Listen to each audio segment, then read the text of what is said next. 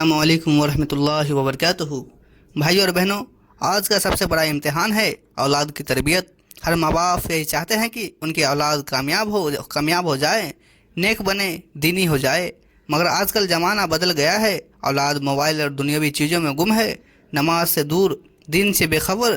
ایسے میں بہت سے لوگ وظیفوں کی طرف دوڑتے ہیں۔ کوئی کہتا ہے یہ عمل کر لو، کوئی کہتا ہے یہ نام پڑھ لو، مگر یہ سب باتیں صحیح ہے یا افواہ؟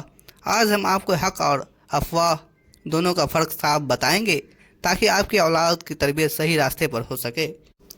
اولاد کے لیے دعا اور وظیفوں کا اصلی مقصد۔ بھائیوں اور بہنوں، سب سے پہلے یہ سمجھ لیجئے کہ وظیفہ خود کو جادو نہیں ہوتا۔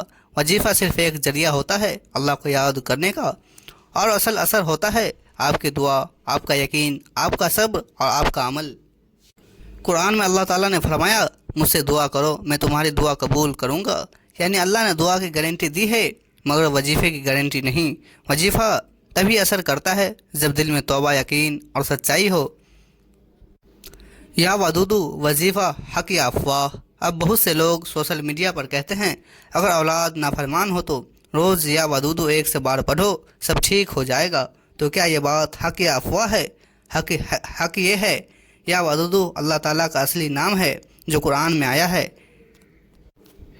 ان ربی رحیم ودود، یعنی بے شک میرا رب رحمت کرنے والا اور محبت کرنے والا ہے۔ اس نام کو پڑھنا، ذکر کرنا اور اللہ سے دعا کرنا زائد ہے، مبارک ہے، حق ہے، کیونکہ یہ اللہ کا ذکر ہے۔ لیکن افواہ یہ ہے کہ اگر تم صرف اتنا پڑھ لو تو ہر حال میں اولاد نیک بن جائے گی، ہر پریشانی دور ہو جائے گی۔ بھائی یہ بات غلط ہے، کیونکہ نتیجے کی گارنٹی صرف اللہ دیتا ہے، انسان نہیں۔ رسول اللہ صلی اللہ علیہ وسلم نے فرمایا، کسی وظیفے کو گارنٹی سے نہیں جوڑا، انہوں نے صرف دعا، نماز اور نیک عمل کی تعلیم دی، صحیح طریقہ، حق والا عمل۔ اگر آپ یا ودودو پڑھنا چاہتے ہیں تو اس طرح پڑھے۔ نمبر 1، وضو کے ساتھ بیٹھے۔ نمبر 2، دل میں اولاد کا خیال رکھے۔ نمبر 3، یا ودودو 100 بار پڑھے۔ نمبر 4، پھر دعا کرے، اے اللہ میری اولاد کو تیرے حکم پر چلنے والا بنا، اس کے دل میں میری محبت اور تیرا ڈر ڈال دے، اور پھر اللہ پر چھوڑ دے۔ وہ چاہے تو اس کی پل سب بدل دے، یا دھیرے دھیرے، مگر وہ ضرور سنتا ہے۔ حقیقتی واقعہ، دل کو چھو لینے والی کہانی۔ ایک ماں تھی جو ہر روز اولاد کے لیے روتی تھی۔ بیٹا نافرمان تھا، ماں سے اونچی آواز میں بات کرتا تھا۔ وہ ماں ہر رات تہجد میں اٹھتی اور یا ودودو کی تصویر پڑھ کر دعا کرتی۔ 6 مہینے بعد بیٹا نماز کا پابند ہو گیا، امی سے محبت کرنے لگا اور کہنے لگا، امی جب آپ میرے لیے دعا کرتی ہے مجھے دل میں سکون محسوس ہوتا ہے۔ بھائیو، یہی ہے اللہ کی رحمت کا اثر، جب دل میں پکارو تو عرش تک پہنچ جاتی ہے۔ روایتوں سے ثبوت، حق کی تصدیق۔ رسول اللہ صلی اللہ علیہ وسلم نے فرمایا، ماں باپ کی اولاد کے لیے کی گئی دعا رد نہیں کی جاتی۔ ایک اور حدیث میں فرمایا، جب کوئی اپنے بچے کے لیے نیک دعا کرتا ہے تو فرشتے آمین کہتے ہیں اور اس کے لیے بھی وہی دعا کرتے ہیں۔ یعنی اولاد کے لیے کی گئی دعا سیدھی آسمان تک جاتی ہے۔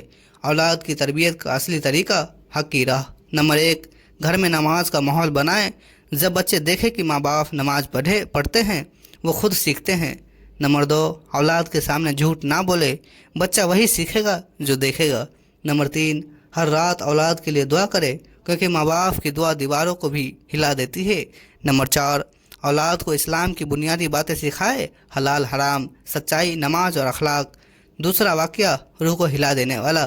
ایک بزرگ کہتا رہتا تھا، اولاد کو صرف تعلیم مت دو، تربیت دو، کیونکہ تعلیم دماغ کو بدلتی ہے اور تربیت دل کو۔ ایک پتا نے اپنے بیٹے کو صرف قرآن سنانا شروع کیا۔ ہر صبح ایک پارہ پڑھتے تھے۔ دھیرے دھیرے بیٹا کا دل بدل گیا، وہ دنیا کی باتوں سے ہٹ کر نماز کی بات کرنے لگا۔ یہی ہے روحانی اثر کا کرشمہ۔ انتم نصیحت، دل کو چھو لینے والی۔ بھائیوں اور بہنوں، اولاد کو بدلنے کا طریقہ صرف وظیفہ نہیں بلکہ دعا، صبر اور نیک مثال ہے۔ وظیفے کا مقصد اللہ سے رابطہ بنانا ہے، نہ کہ اسے ایک شارٹ کٹ سمجھنا۔ اگر آپ سچ میں چاہتے ہیں کہ اولاد کامیاب ہو تو پہلے خود کو اللہ کے قریب کرے، پھر اولاد کے لیے دعا کرے۔ اللہ کبھی نراش نہیں کرے گا۔ دعا کے ساتھ خاتمہ۔ اے رب العالمین، ہماری اولاد کو نیک بنا، ہمیں ان کی دینی تربیت کا ذریعہ بنا، انہیں دنیاوی کامیابی کے ساتھ آخرت کی نجات بھی عطا کر۔ اے اللہ جو ماں باپ اولاد کے لیے پریشان ہے ان کی دعائیں قبول فرما، آمین یا رب العالمین۔ ناظرین ملتے ہیں کل اگلی ویڈیو کے ساتھ، تب تک کے لیے السلام علیکم ورحمۃ اللہ وبرکاتہ۔ خدا حافظ۔